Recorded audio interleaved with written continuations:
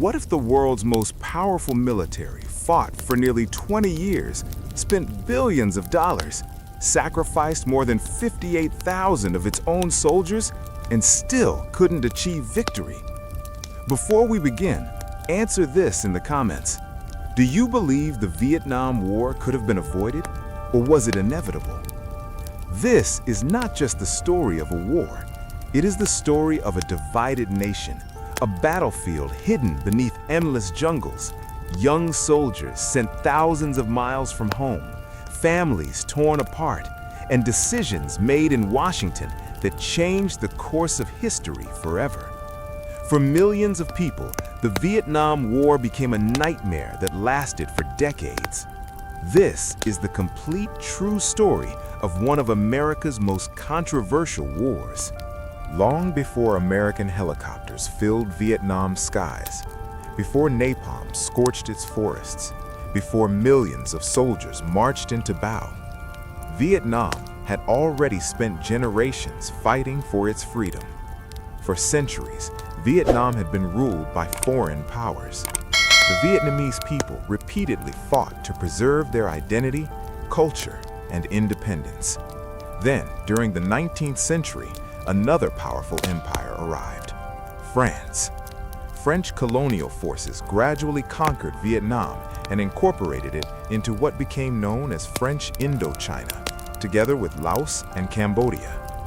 The French transformed Vietnam into a valuable colony. Rubber plantations spread across the countryside. Rice production expanded dramatically. Coal, minerals, and natural resources were exported to Europe. But while France grew wealthy, most Vietnamese remained poor. Heavy taxes crushed ordinary families.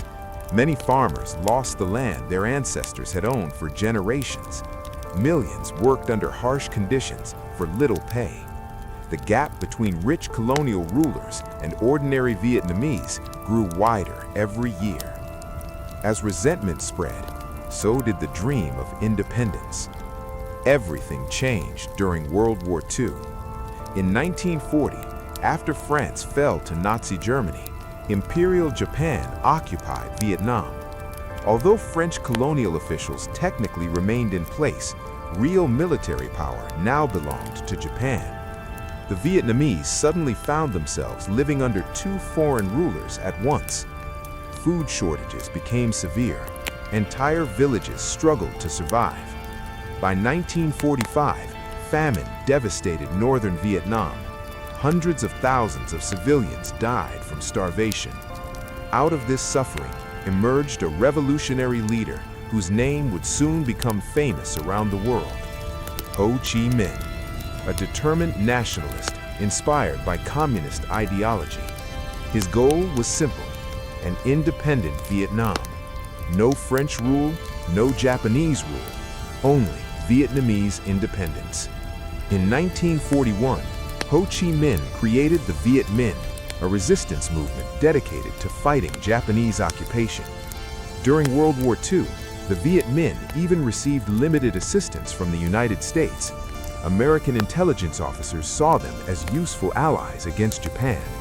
At the time, few imagined these temporary allies would one day become bitter enemies. When Japan surrendered in August 1945, a power vacuum swept across Vietnam. Ho Chi Minh moved quickly.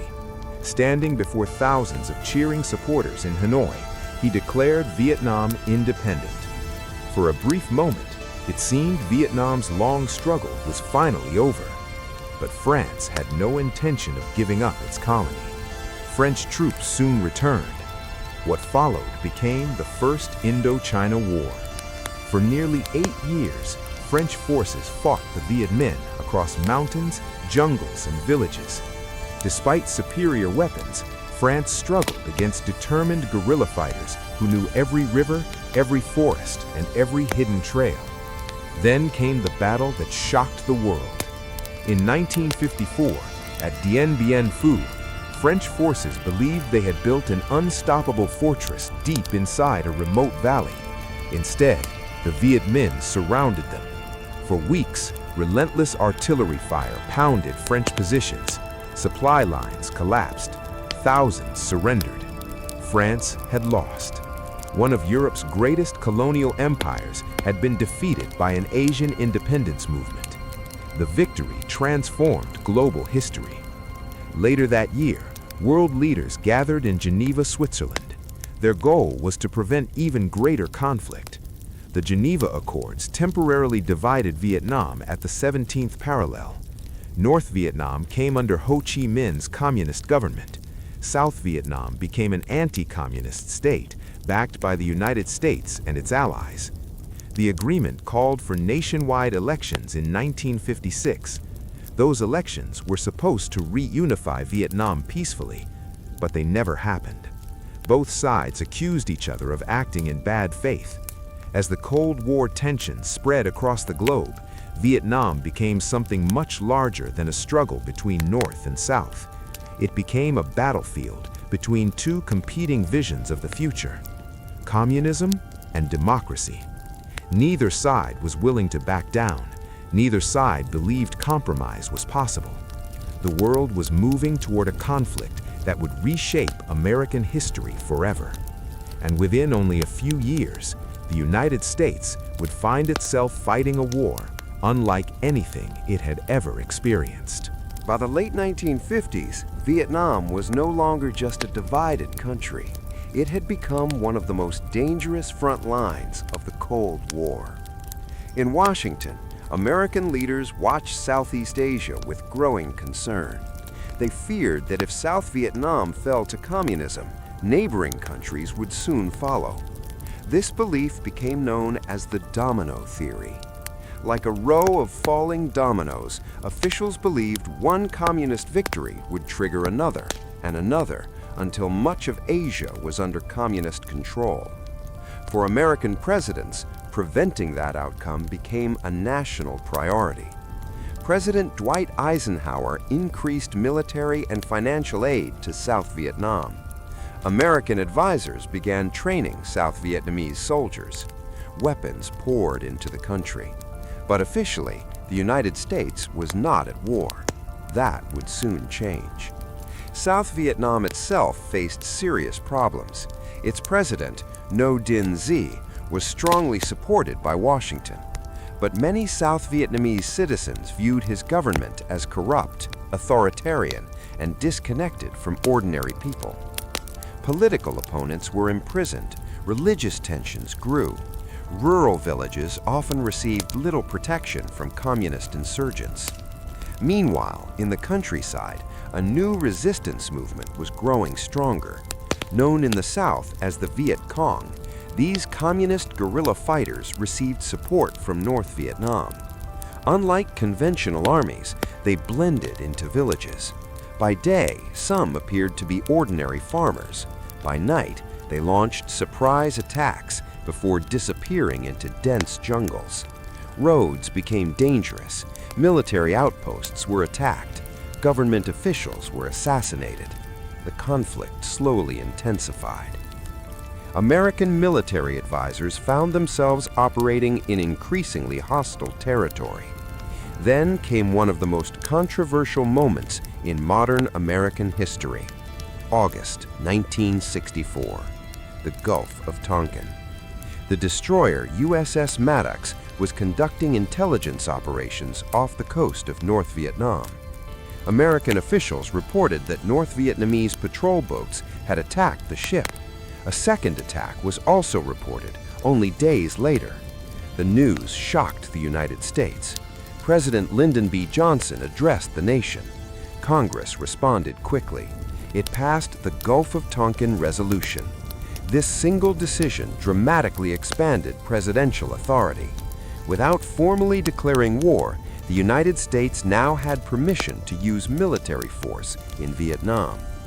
Looking back decades later, historians continued to debate exactly what happened in the Gulf of Tonkin. Evidence suggests the first confrontation occurred, but the reported second attack may never have happened at all. Yet by then, the decision had already been made. America was entering Vietnam. In March 1965, the first U.S. combat troops landed at Da Nang. Young Marines stepped onto the beaches carrying rifles, believing they would stop communist expansion and return home quickly. Few imagined they were walking into one of the longest and most controversial wars in American history. Soon, thousands became tens of thousands, then hundreds of thousands. Massive transport aircraft crossed the Pacific every week.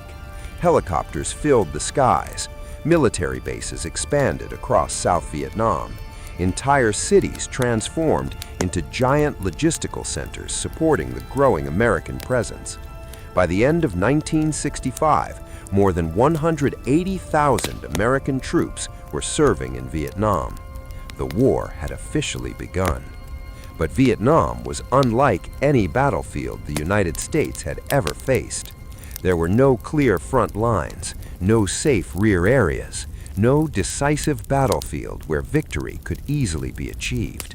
Instead, the enemy seemed to appear and disappear without warning. The jungles were waiting, and so was a war that would test America like never before. When most Americans imagined war, they pictured open battlefields, tanks charging across wide plains, and clearly marked front lines. Vietnam was nothing like that. The enemy rarely stood in the open.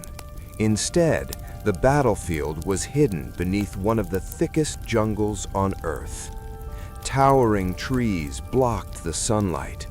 Humidity soaked uniforms within minutes. Heavy rain turned roads into rivers of mud.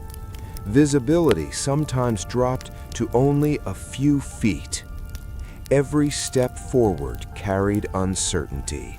An empty trail could become an ambush.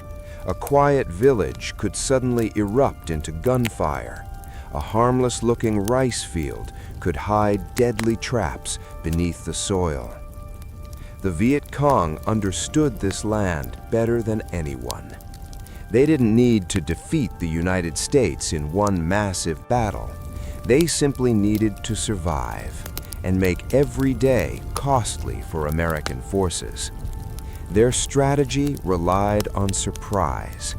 Hidden tunnel systems stretched for hundreds of miles beneath villages and forests. Some tunnels contained sleeping quarters. Others held hospitals, weapons depots, command centers, even classrooms. American soldiers could clear an area during the day, only to discover the enemy had returned during the night. The jungle itself became a weapon. Booby traps injured thousands of soldiers. Sharpened bamboo stakes, hidden explosive devices, tripwires, and carefully concealed pits waited beneath leaves and mud. Many patrols suffered casualties without ever seeing the person responsible. Helicopters soon became the symbol of America's war. The sound of spinning rotor blades echoed across Vietnam every single day. They delivered troops into remote jungles, evacuated the wounded, transported supplies, supported combat operations with machine guns and rockets. For many young soldiers, their first glimpse of Vietnam came from the open door of a helicopter. And for some, their last journey home began the same way. American commanders searched constantly for ways to weaken the enemy. Large-scale operations swept through forests. Bombers struck suspected supply routes. Chemical defoliants such as orange agent were sprayed across vast areas to remove jungle cover. The goal was simple: expose the enemy, destroy their hiding places, interrupt their supply lines. But the war only became more complicated. North Vietnam relied heavily on the Ho Chi Minh Trail. This enormous network of roads and jungle paths crossed neighboring Laos and Cambodia. Day and night, supplies, weapons, food, and reinforcements moved south through dense forests. Despite years of bombing, the trail remained operational. It became one of the greatest logistical achievements in modern military history. Then, everything changed. January 1968, the Tet Offensive. During the Vietnamese Lunar New Year, when many expected a temporary ceasefire, Communist forces launched a massive coordinated attack across South Vietnam. More than 100 cities and military installations were hit almost simultaneously. Even the U.S. Embassy in Saigon came under attack. Although American and South Vietnamese forces eventually repelled the offensive, the psychological impact was enormous. For years, officials claimed victory was getting closer, yet television viewers suddenly watched fierce fighting inside cities once considered secure. Public confidence began to collapse. Across America, questions grew louder. How could this happen? How much longer would the war continue? Was victory even possible? For the soldiers still fighting in Vietnam, the answers remained painfully unclear. Every sunrise meant another patrol, another helicopter flight, another mission into the jungle, another day wondering who would return alive. After the Tet Offensive, the Vietnam War entered a new phase. On the battlefield, American forces had prevented a military defeat, but at home, something far more important was happening. Millions of Americans were losing faith. Every evening, television screens brought the war into living rooms across the country. Families watched helicopters lifting wounded soldiers. Reporters stood beside burning villages. Body bags returned home week after week. For the first time in American history, a major war was unfolding before the public almost every single night. Parents worried about sons who had been drafted. College students feared their draft numbers would be called next. Communities across America became divided. Some believed the war was necessary to stop communism. Others believed it had become a costly mistake with no clear end. Protests spread from university campuses to the streets of Washington, D.C. Thousands, then hundreds of thousands, marched carrying signs demanding peace. The anti-war movement became one of the largest protest movements in American history. Meanwhile, the soldiers still fighting in Vietnam faced growing uncertainty. Many had already served multiple combat missions. The constant stress, the endless jungle patrols, and the inability to identify the enemy took a heavy psychological toll. Some soldiers counted the days until they could return home. Others never made it home at all. In 1969, a new president entered the White House, Richard Nixon. He promised to achieve what he called peace with honor. His strategy became known as Vietnamization. The plan was to gradually withdraw American combat troops while training the South Vietnamese army to take over the fighting. At the same time, the United States increased bombing campaigns against enemy supply routes and military positions. The war appeared to be winding down, but it was far from over. Fighting continued across Vietnam. Operations expanded into neighboring Cambodia and Laos in an effort to disrupt the Ho Chi Minh Trail. These decisions sparked even greater controversy back home. In May 1970, the nation was shaken again. At Kent State University in Ohio, National Guard troops opened fire during an anti-war protest. 4 students were killed, 9 others were wounded. The tragedy shocked America. It became a symbol of just how deeply the Vietnam War had divided the country. As the years passed, more American troops returned home. Some were welcomed as heroes. Others returned to silence.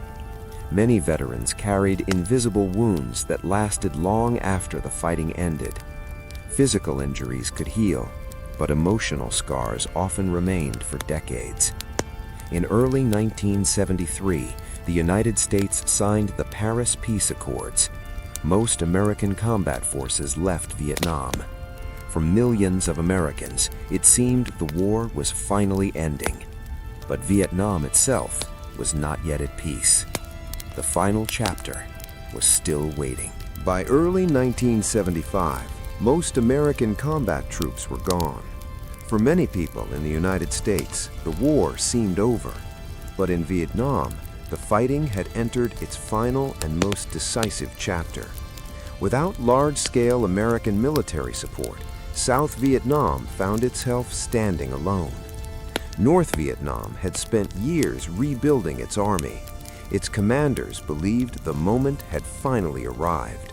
In March 1975, a massive offensive began. City after city fell with astonishing speed. South Vietnamese defenses started collapsing. Entire military units retreated.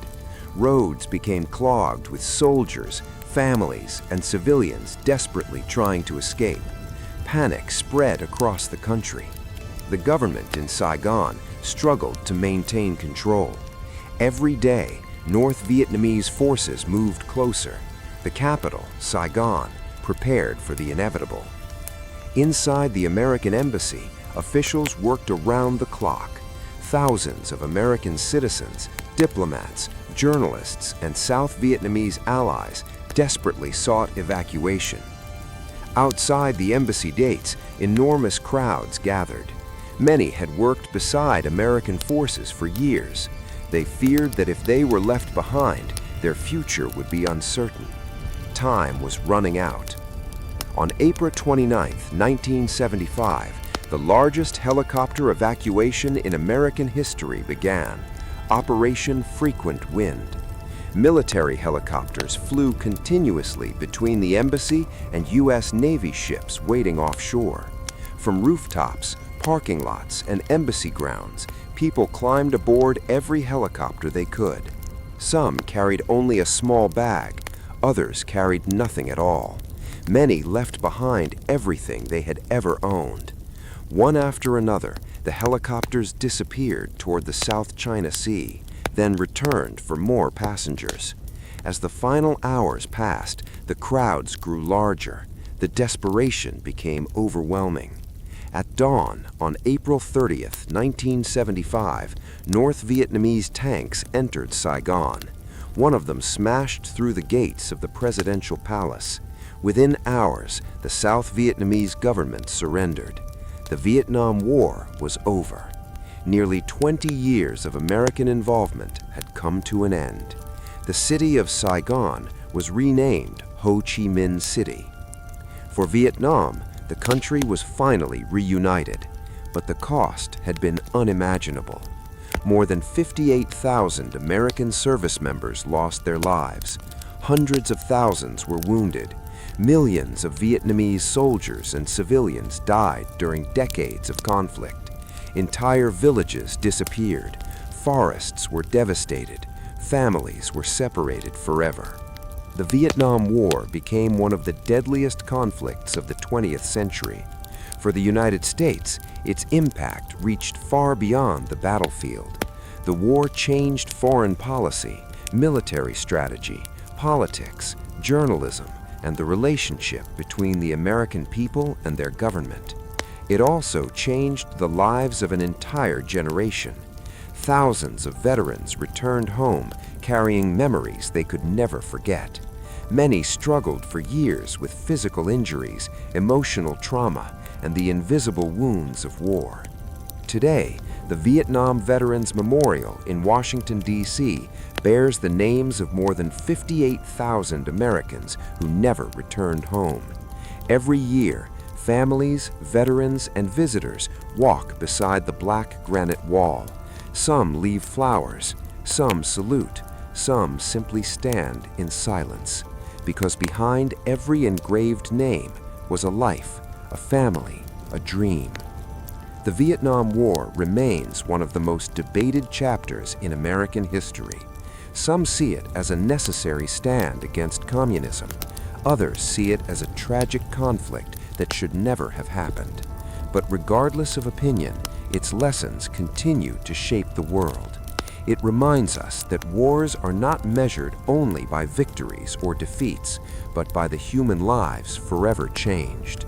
The Vietnam War ended nearly half a century ago, yet its echoes can still be heard today, not in the sound of helicopters or distant gunfire, but in the memories of those who lived through it, and in the history that continues to teach future generations the true cost of war. Thank you for watching. If you enjoyed this documentary, don't forget to like, subscribe, and share your thoughts in the comments. Which historical event should we uncover next?